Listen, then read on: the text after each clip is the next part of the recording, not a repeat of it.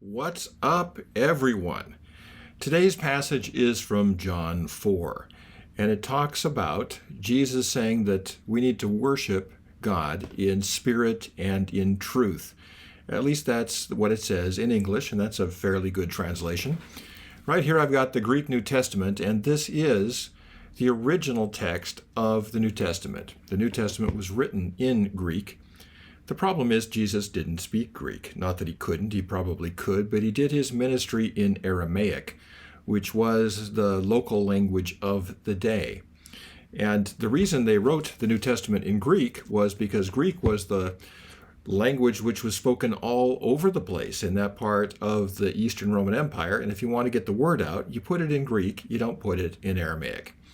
And so basically what we have here is the original text and the oral text underneath, the spoken text, which we're not sure of because Jesus never wrote anything as far as we can tell. That being the case, we have to look for a firm foundation. Pay attention to the word firm. When we look at the Aramaic words which are underneath this Greek passage, we have the words ruach and sharar. Ruach, of course, is related to the Hebrew spirit, ruach, breath. And also, sharar is an Aramaic word for firmness.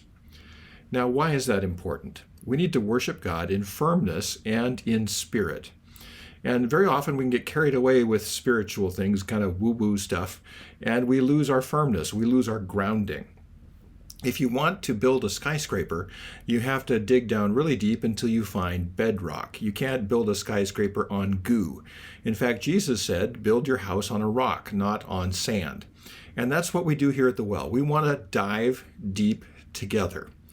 And my commitment to you is to go as deep or deeper than anyone else out there to make sure that you're grounding your faith in something solid, in bedrock, something sharar, as they would say in Aramaic, as Jesus said to this woman here about spirit and truth, sharar and ruach, firmness and spirit, truth and spirit.